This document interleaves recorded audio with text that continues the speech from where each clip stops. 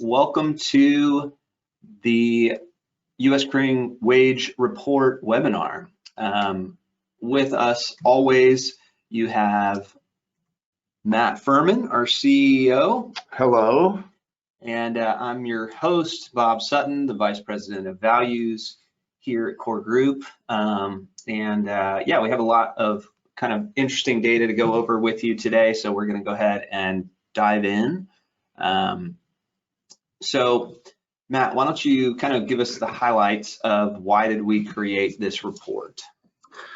So, the Jones Act, maritime industry and maritime wages is something, it's always been, I call it a nebulous market. It's an unseen market. It's something you just can't Google online because the markets are changing all the time, and so are wage bands. And so the need to have this report available is, we just happen to be sitting on all the data here to gather it. And so we finally did that, and we're going to make that available to the maritime industry and the greater industries if they're looking to get into it, so they can help price their services accordingly to their client base. So it's a service to the service industries.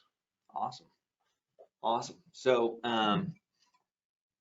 So yeah, I guess as we go forward, let's look at kind of how did we collect this data. And I can speak to this because I did work on parts of this, but one of the main ways we used, we did a nationwide survey amongst mariners that we have contact with to get different wage points for different vessels in different markets across different all different positions.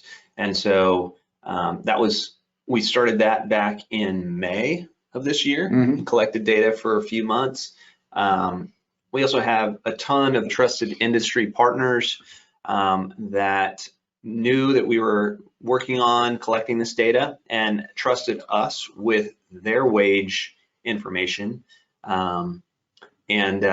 which is huge because that helped not only validate but kind of reinforce the data that we have. And then of course the baseline for all of our data was the collection of information that we've had really over the last 12 years, which is all of the trusted information that mariners have trusted us with in our database, which tons of data points that we're able to pull together and aggregate into what eventually turned into this report.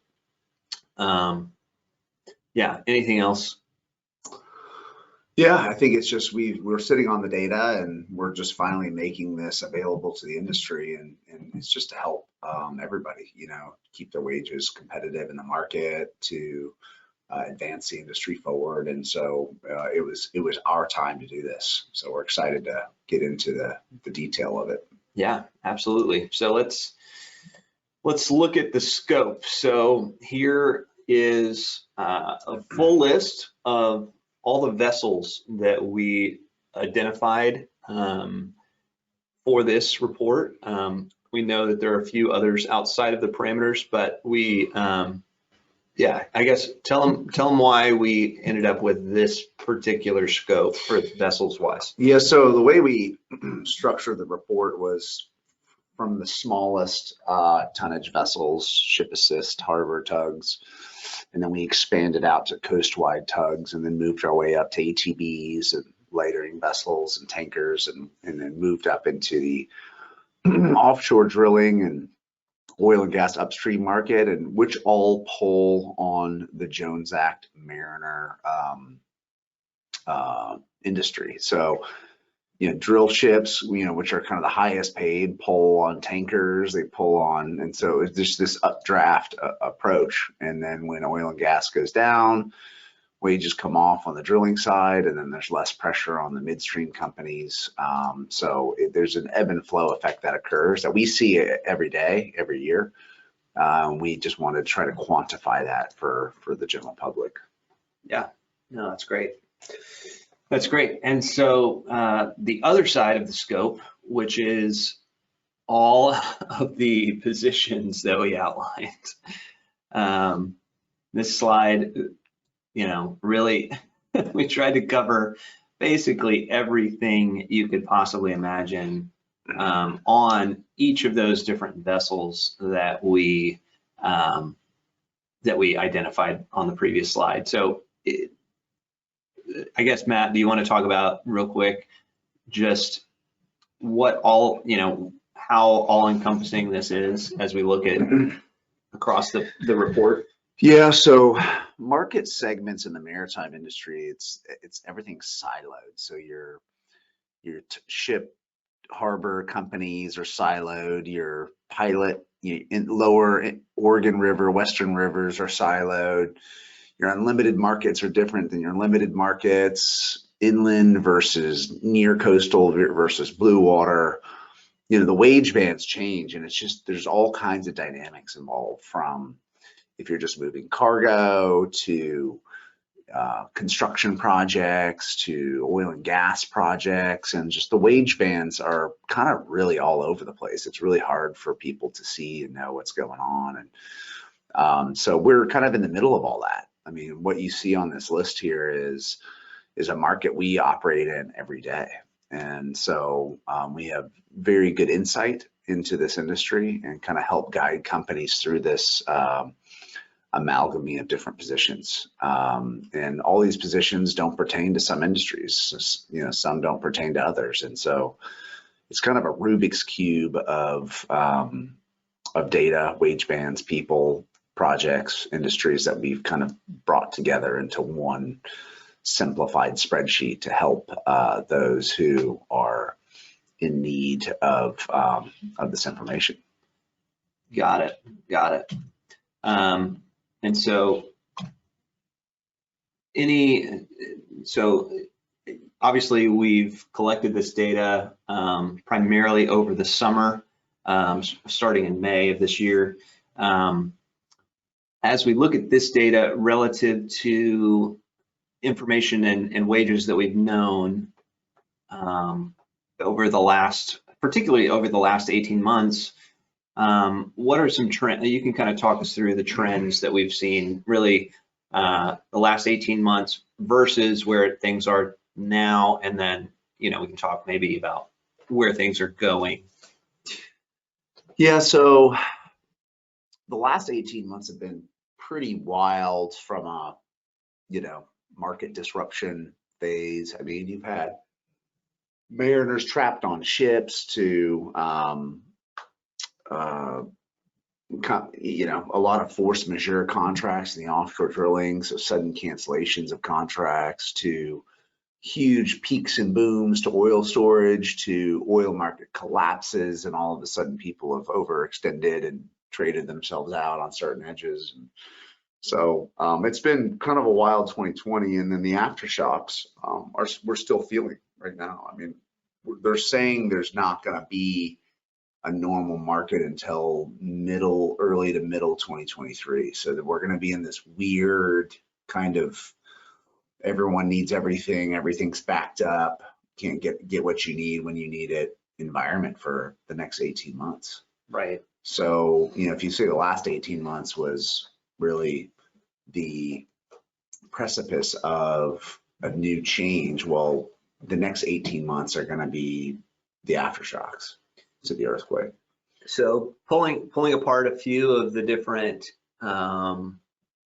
subsections of the industry, how obviously cruise lines were impacted drastically starting last year, although more cruise lines are starting to pick back up again. And what are we seeing as far as I guess a lot of oil and gas as well? So as far as projects go, do you foresee a change in the labor market in the next 12 months on drilling vessels, or what are you seeing there? The call to go back to sea is a real thing. A lot of vessel crewing right now is experiencing a lot of pain because, you know, if people were laid off, maybe their certifications are expired or they found a new job, or maybe they don't just trust the HVAC systems on ships to protect them from COVID, all the way down to that. Plus, you know, government benefits, keeping people at home, not having to work, to you name it. There's a lot of different variations. And so I think over the next year and a half, 2 years, it's just going to be a continuous need. I mean, there's going to be continuous pressure on the market. We've seen just an incredible uptick in crewing issues across the board that we're trying to help companies with. So it's, you know, it is a good time to be in the crewing industry. And you have to have your wage bands right. If you're light on wage bands, you're just at risk to losing people kind of at scale. And so you know, there's a big rugby scrum on pushing up charter party agreements for vessels and day rates. And so just this is what we're trying to help companies like you accomplish.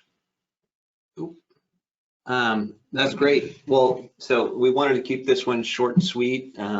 We did only have a couple questions roll in. One is, you know, how do we access this report? How